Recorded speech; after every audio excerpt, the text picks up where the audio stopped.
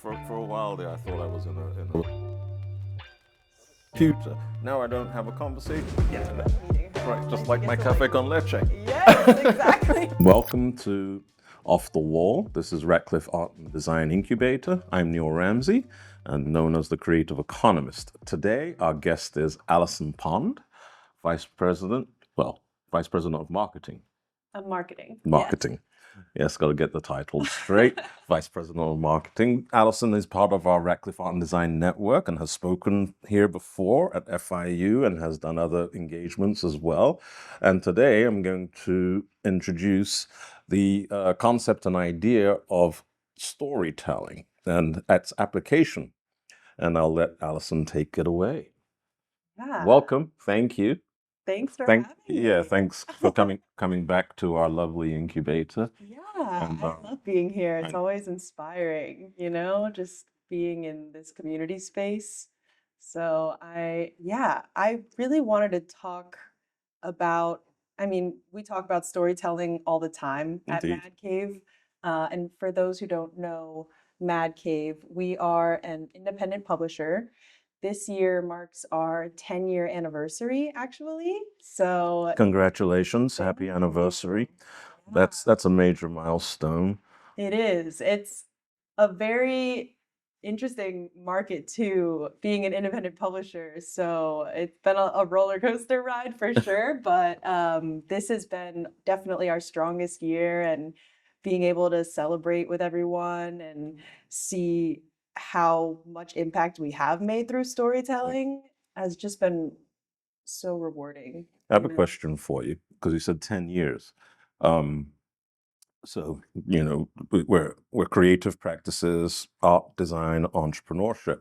And often we say, it takes about 5 years to know if you are in business, right? Like the first 5 years, startup and you don't know. So my question to you is it still after 10 years, is it still feel like a startup, or are you feeling some sort of a transition into another space? And some companies like Apple, that's their culture. They like to maintain that startup culture. What about Mad Cave? Yeah, I think it's a little bit of both because we're never complacent. We're always looking to innovate, to build, to listen and keep going. So Mad Cave is, our main parent company, but throughout the years, we have launched other imprints. So in 2021, we launched a young adult imprint, Maverick, because we saw a need for coming of age stories for young adults to have stories that kind of were mirrors or windows where they could see themselves or see other people and navigate this coming of age with stories that weren't necessarily on the market, providing stories where someone was like, oh, this is exactly what I'm going through, or these are stories that need to be put out there. So when you're going through this process of coming of age, you kind of have a navigation, or you don't feel alone, or you can understand things a little bit better. Um, and we heard that from librarians, from readers, and we put it into the market. And ever since we launched it, it's kind of been like that re-spark of the startup. And then we ended up acquiring Paper Cuts in 2022. So once, Mad Cave's rolling, Maverick's rolling, we're like, okay, now Paper Cuts. We need middle grade graphic novels. We need to help reluctant readers at young ages to get into reading, to enjoy storytelling, to, um, you know, provide these for younger readers. And ever since we started doing that, we've been able to do educational programs, work on helping multicultural classrooms with bilingual programs by doing SEL and helping navigate social and emotional learning at a young age. We've been able to also help with like English development and different things all across the spectrum, really, for middle graders, for all age students. And now, actually, in August, we launched another imprint, Nakama Press. So We're now getting into manga, manhwa, so bringing stories from east to west and publishing them here in the States, because it's been just insane growth in that space and in that art form to where a lot of readers and artists appreciate that art form and resonate with it. And this year actually was the first American Manga Awards. It happened. I'm going to hold that Oh, American Manga yes. Awards because I'm going to do something. I've been a bit of a slouch because we're so familiar or we're in conversation that I don't think the audience might quite get yet Mad Cave. And I think we better frame Mad Cave in terms of Mad Cave's core business. Then you mentioned one other, and graphic Storytelling. graphic storytelling. I'm not sure if I made that part clear. Yeah. Yeah, so graphic storytelling is more or less graphic novels, comics. We also do illustrated prose, so text and images, kind of the way that Harry Potter books are. So anything kind of in that format is what we specialize in. We work with so many different creators everywhere. All of our imprints are a mix of originals that we develop, and creator-owned projects. So we work with creators to develop theirs, and we also do a lot of licensed projects as well. So we work with Disney and Paramount, Atlantica, Hearst Entertainment, a ton of different licensed partners, as well as really amazing creators who have done a lot of work with like the big two, like the Marvel DC, but when it comes to those publishing houses, they have their own universes. So it almost it does put you in a little bit of a box when it comes to presenting your own fresh, like new ideas. So our main core is building this creative ecosystem for storytelling and giving a voice to these creators who have such amazing ideas and creating a platform to where these stories can really like develop and grow and foster them. So graphic. Is there any so I'm going to take this from a very naive point of view. So it's all graphic. Is there any text? Yeah. Sure, Oh, text. yeah, sure. So There's lots of text, and then you're reading, and there's lots of text, so in terms of the impact with the visuals, and where I'm going with this is the idea of visual literacy, Mhm. being able to communicate and to understand or pick up or to receive through images.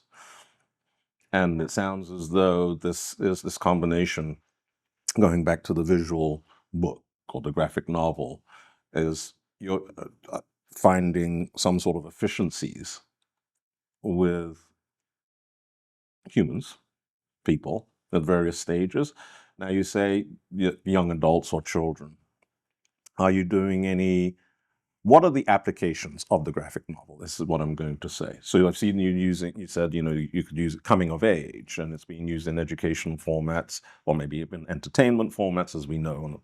So what are some of the applications that you're finding now in this current time, and with technology, with the various types of media that we have, and especially the fact that we have social media, which has become, need I say, just another world, practically. And here we have the graphic novel. So one, I would like to understand in history a little bit about where is the graphic novel, because this sounds so sort of old and analog to me in my head. It's kind of like having a conversation about streaming, and then we are actually talking, or I'm talking to you about the vinyl record. So that's my perception.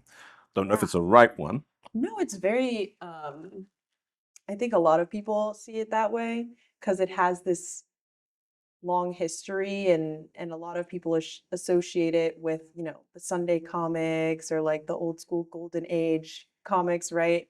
But there's been such an evolution of comics, not just in the States, but like all across the globe. I mean, there's like Angoulême and Luca and all of these different things. We even now have developed a partnership with a French publisher, Dupuis. But to go back to kind of the evolution Yes. of the format, Yes. what? Was it? Dupuis, Oh, the Dupuis. French Okay. publisher? Yeah. All right.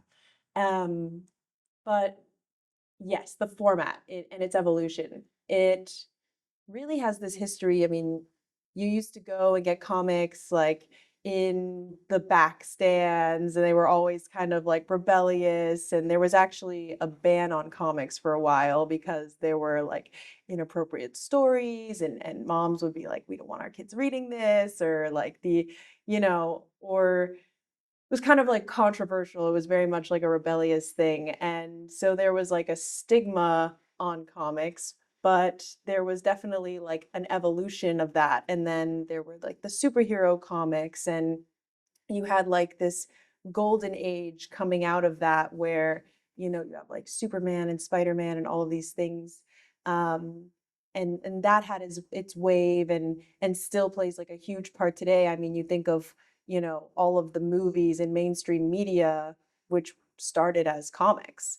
And with that evolution, now not only do you see these like movies and media based off of it, but there's this educational wave that has come with librarians where they've seen that not just comics, but how graphic novels for new adults and young adults have come through that format. So now it's just like the floppies, but you have like a bigger book that's a graphic novel.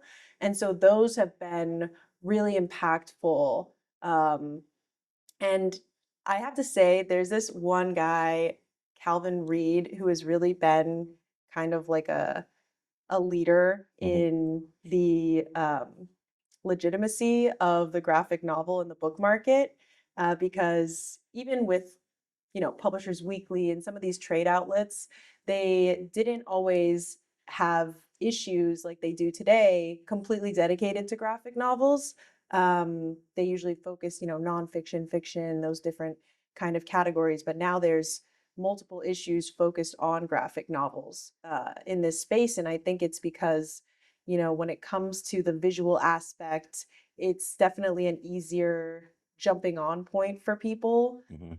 And when it comes to like the physical and then the digital version, Yeah. then it's also, I don't know if you've heard of webtoons before, or there's like a few digital platforms where readers have become uh, invested into graphic storytelling through these like digital formats, and like the vertical scroll and like the choose your own path. And there's multiple digital platforms where you can read graphic novels, and even, you have your audio dramas, you have your Kindle. So like the digital space has really kind of brought all of these physical print editions of things into this next generation. But then there's also kind of this evolution. So it's like these young adult graphic novels, and then the graphic novels for education for reluctant readers, and now manga, with everyone kind of connecting with these Eastern stories and these stories that are in anime, and creating this kind of like community of this influence of international cultures coming together online. You see this like big surge of these new kind of properties, or this new median that's coming together. So it's also why we keep evolving. It's Mhm. because the space keeps evolving, but there's always that need for these stories and to relate to them. And I think too, like we talk a lot about, or we've right now been Yeah. talking a lot about Mad Cave specifically, and graphic storytelling and what we do. But I think it's also important to just understand like storytelling doesn't necessarily need to be words or like written novels. Should This we is a should we have a story. conversation just about storytelling? You want to take that? We're going to, I mean, yeah, I think it's important because and could be a good fundamental because these are applications, technologies. It sort of sounds like we're sort of in a time of, again, probably, but a mashup. And it seems like, we appreciate the digital, but it seems like we're getting a newfound reverence for the analog, or for the historical methods of communication and print and publications. And just like I mentioned, how we have a newfound love of vinyl after that thing just disappeared, right? But now it's very much back in a huge way. Um, so storytelling, and so much in marketing, experiences, design. I sit in architecture crits, and in the presentations. So the I would say the importance and the ability to understand the significance and the power of being able to tell a story. Storytelling is um, a topic in business. It's in practice, right? Whether we know it or not, it's how we actually receive a lot of the information that we download, right? It comes to us through storytelling. So, yeah, I know you said, it's important to understand. We've talked about Mad Cave, and we'll continue, and we're talking about that specifically in its clients and what it does.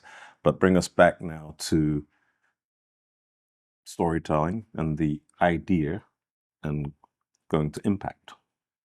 yeah, I love storytelling because because it really is like the antithesis of everything, you know? I mean, everything that, I do or you do, even when we came together this morning and we caught up, we told a story about what we've been doing, or we're telling, the almost like foreshadowing our story for the future. And I think that that's so important because, and we've talked about this before, how storytelling can kind of be a tool for world building and a tool for change. And it doesn't always just look like a book. It's music, it's architecture, like you said. It's um, there's this professor, this woman who does these lectures on Audible about the art of storytelling. Hmm. What's her name? Hannah B. Harvey. Okay. And I really love those lectures because she breaks down storytelling in such a cool way and talks about all of these different elements that make a quality story. But one of the things that really stuck with me is how she was able to keep her family alive, like immortality through storytelling. So basically, what I mean by that is she would tell stories about her father and her grandfather in a way that brought them into her kids and her grandkids' lives. And Mm. so then they would kind of be like, oh, well, granddad would have loved this. And they never even met him, And I think that's so cool because when you think about storytelling, it all kind of stems from like an idea. Like we're gonna like we had we have done benefit anthologies at Mad Cave actually. And Benefit anthologies. yes, You want to just say a little bit so they understand yeah, what that is? yeah. So basically, an anthology is a group project. Everyone comes together and provides different art, different stories to create kind of like a collection of one general theme or one general overarching um, mission. And so this was a few years ago. I think like 2020, 2021, right when the war was declared between Russia and Ukraine. And I was kind of frozen. Mm. Was having a very hard time processing everything because when something like that happens, you feel very kind of powerless. Like, what can I do? I'm not, you know, I'm not sure like how to make a difference or how to like make an impact Mm. on this situation. Sure, absolutely. And I was speaking with my partner, and he said, "Well, what what are you doing right now? Like, how can you take what you're doing right now and translate that into an impact onto what you have a passion for, which is, resolving this issue or helping make it better?" And I was like, "Oh, okay, like I tell stories. That's what I do." So I, talked with our You have team. magic. Yeah, it's magic. Stories are It's magic, magic for sure. And so I was talking with everyone in and my Mad opinion, Cave. obviously. Oops. Yeah. And I was like, okay, I know I feel this way. So I understand that a lot of other people will also likely be feeling the same way. Um, that's actually something Carl Jung talks about a lot, the Hmm. collective unconscious. Absolutely, yes. And it's so cool because we put out this call, and all of these creators, writers, artists, here in the States, but also some in Ukraine, and they all just offered, their art, their stories for free to put in this anthology where we stitch together all of these stories, all of these about the sunflower, about being a kid in this circumstance, about their experiences with war and how it affected them, and how to like move from it. Um, and so we put it all together. We put it out. We published it, and we were able to raise like a significant amount of funds, like over like 60, 70,000 for Voices for Children. And Wow. you have to do a lot of Wow. research because when I was trying to find this foundation, especially when it comes to, um, trying to make an impact on war efforts, like you don't want to fund either side. So Underline, you have to do a lot of research. You have to do a exactly, lot of research. yeah. But this And that's foundation, underlined in the book, The Most Good You Can Do. yeah. Yeah, it's so important. So I was like, we're gonna put all this effort out. Like, let's make sure it goes to the right place. Because I've also done things before and given it to a foundation that I realized later wasn't. Right. Well, what you've just done is highlighted the positives and negatives of storytelling. Storytelling could be weaponized, Yeah, and it's a very effective one. It has a different name, but it's very effective. So there are several applications, yeah, and and we know it's just pretty much the human condition. Could use things for whatever negative purposes, but this story that you just told, it's something that I think is inspiring to definitely our young entrepreneurs and creative practitioners here, because I think what you just hit on is not just unique to Allison and Ali, as you just said. I would say in my experience as an educator, and having the good fortune to be around a younger population, and to be hearing them, to listen to them as part of my duty, is to hear what they're saying, and that communication. One, stories travel, so that's a new thing from my generation. We had stories, meaning even news and things like that. They didn't travel as far. So now that's the idea now that stories travel tremendously far and tremendously fast, and also can be archived for can't say forever, we don't know, but too long sometimes. Um, and where I'm going with this is for this ability, so to me, it seems like the storytelling is probably what I'm referring to is more of like you mentioned, it's an intergenerational. It's got more of a ancestral mechanism. There are continents the global South or whatever, and this is very universal in time and history, right? Whereas I'm talking about certain things, like we talk about social media and technology and communication here in the global North and in the West, like it's war. We all have it. It's just normal. Which when you travel a lot, as well as I know, that actually isn't normal. Cell phones are everywhere, yes, but this connectivity everywhere you go, everyone's just, there's many places you go, it's not a smartphone. It's going to be able to dial in and out of the country and whatever, but then it's not smartphones. Um, so this impact that you're creating, and it's inspiring. We have young entrepreneurs here, and anyone out there in the audience, and we hear this storytelling, storytelling, storytelling, storytelling, Right.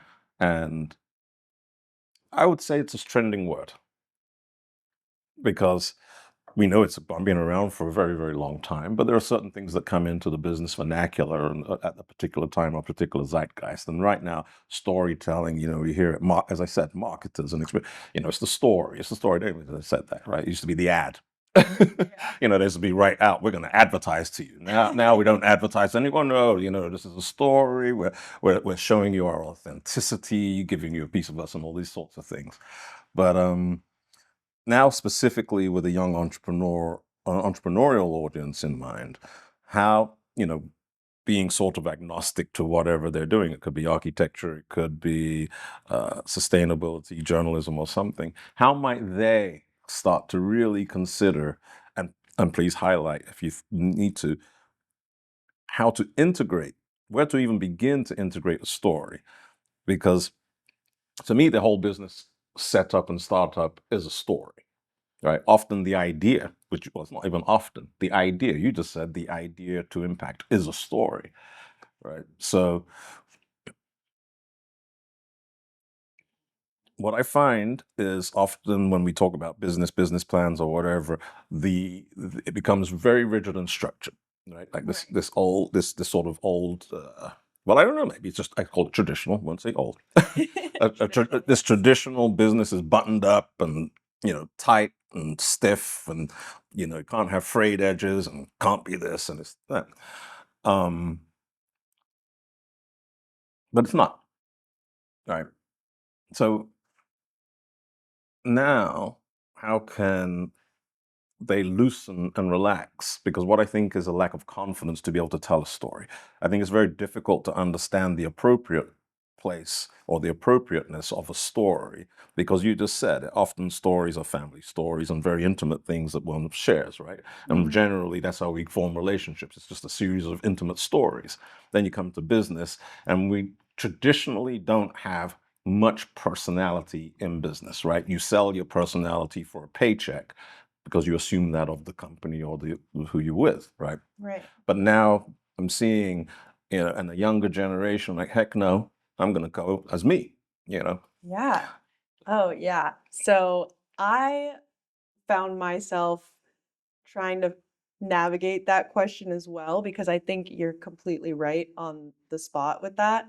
And I think, one of the words that preceded the storytelling buzz was like content. Like, we're making content, we're doing this.